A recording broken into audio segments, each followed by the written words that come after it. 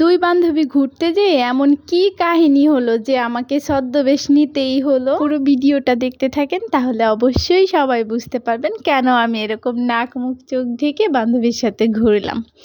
অনেক দিন পর দুই বান্ধবী মিলে একসাথে ঘুরতে বের হয়েছি, সেই ছোটবেলার মতো। আগে তো যখন ইচ্ছা করতো তখনই ঘুরতে বের হয়ে পড়তাম, আর এখন তো এক একজন এক এক রকম ব্যস্ততায় সময় কাটে, এর জন্য হয়তো বা আগের মতো আর ঘোরা হয় না, তবে আমাদের টানটা কিন্তু আগের মতোই রয়ে গেছে।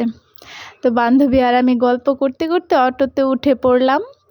অটোতে উঠে যাইতেছি একটু ফুচকা চটপটি খাওয়ার জন্যে। অনেক দিন পরও আমাকে ট্রিট দিতেছে। হঠাৎ করে মনে পড়লো, আমি এইভাবে যাইতেছি কেন?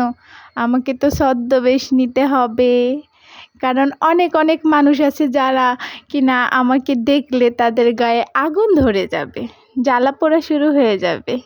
এর জন্যে মুখ চোখ ভালো করে ঢেকে নিলাম। বা অবশ্য আমার কাছে মাস্ক ছিল না, বান্ধবীর কাছ থেকে একটা মাস্ক নিয়ে নিলাম।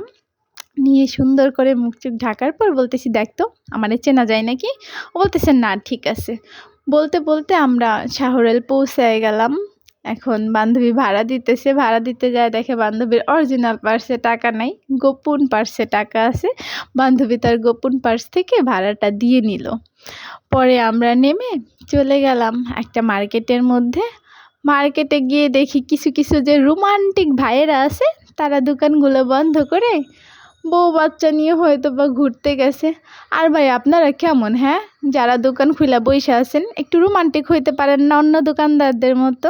বউ বাচ্চাকে মাঝে মাঝে তো একটু সময় দিতে পারেন। দেখেন তো এই রোমান্টিক ভাইরা কি সুন্দর দোকানটা বন্ধ করে রাখছে। পরে আমরা ঘুরে টুরে দেখলাম যে রোমান্টিক ভাইরা দোকান অফ করে রাখছে। যাই, এখানে তাহলে আর কোনো কাজ নেই। হেঁটে হেঁটে চটপটি ফুচকার দোকানেই চলে যাই। দোকানে গিয়ে মামাকে বললাম, মামা এখন আগের দিন তো চটপটি ফুচকা খাইলাম, টকটা তো কেমন যেন হয়ে গেছিলো, আজকের টকটা ঠিকঠাক আছে তো? মামা বলতেছে, হ্যাঁ হ্যাঁ আজকেরটা ঠিক আছে, ওই দিন তো রাতে আসছিলা, এর জন্যে টকটা কেমন কেমন হয়ে গেছিলো। আজকে অবশ্য কাঠফাটা রোদেই চলে গেছিলাম। বান্ধবী আবার সময় পায় না, বিজি মানুষ, চাকরি বাকরি করে, আমার মতো তো আর আজাইরা খায় না। পরে বান্ধবী ফুচকা চটপটির অর্ডার দিল। এখন প্রথমে ফুচকা দিয়েই বনি করলাম। তো ও তো মুখ চোখ ঢেকে আছে, আমার জন্য অবশ্যই একটু সুবিধাই হয়েছে। আমি একটু বেশি বেশি খাইতেছি, ও একটু কম কম খাইতেছে। ও বুরকার নিচ দিয়েই খাওয়া শুরু করে দিছে। তারপরে হচ্ছে ফোনটা তো আমার বান্ধবীর হাত থেকে নামতেই চায় না, নামতেই চায় না। জামাই বিদেশ থাকলে যা হয় আর কি। আমারও যখন জামাই হবে, বিদেশ থাকবে, আমিও হয়তো বা 24 ঘন্টায় বান্ধবীর মতো ফোনটা কানে ধরে রাখবো। অবশ্য আমার লাভই হয়েছে, বান্ধবী কথা বলছে আর আমি বেশি বেশি করে খেয়ে নিচ্ছি।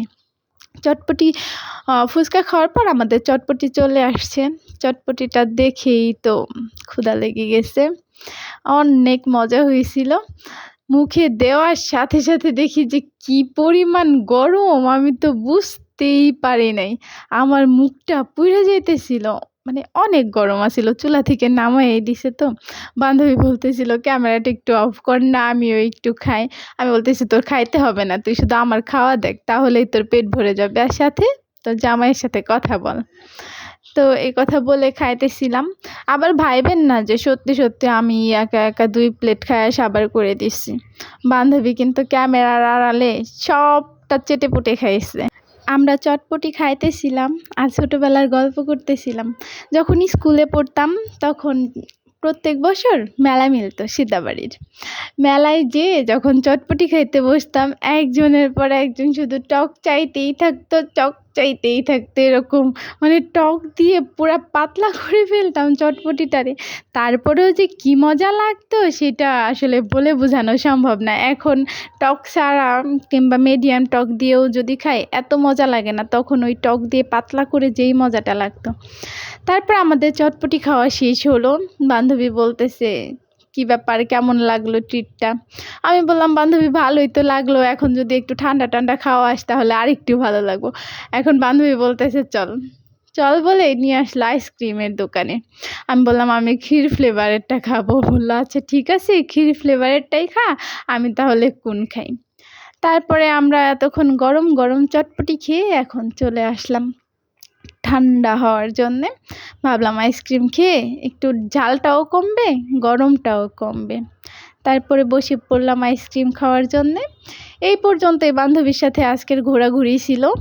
এতক্ষণ আমাদের সাথে থাকার জন্যে, আমাদের দুই বান্ধবীর এত কীর্তি কাহিনী দেখার জন্যে আপনাদের সবাইকে ধন্যবাদ। দেখা হবে নতুন কোনো ভিডিওতে। সবাই এই পর্যন্ত ভালো থাকবেন। আর হ্যাঁ, অবশ্যই আমাদের ভিডিওটা যদি ভালো লাগে সবাই লাইক কমেন্ট শেয়ার করবেন। আর আমাদের দুই বান্ধবীর ঘোরাঘুরি দেখে ছোটোবেলার গল্প শুনে কার কার ছোটোবেলার গল্প মনে পড়ে গেল অবশ্যই কিন্তু কমেন্ট করে জানাতে ভুলবেন না। আর যারা যারা আমাদেরকে ভালোবাসেন অবশ্যই আমাদের পেজটা লাইক দিয়ে দিবেন, ফলো করে দিবেন। টাটা।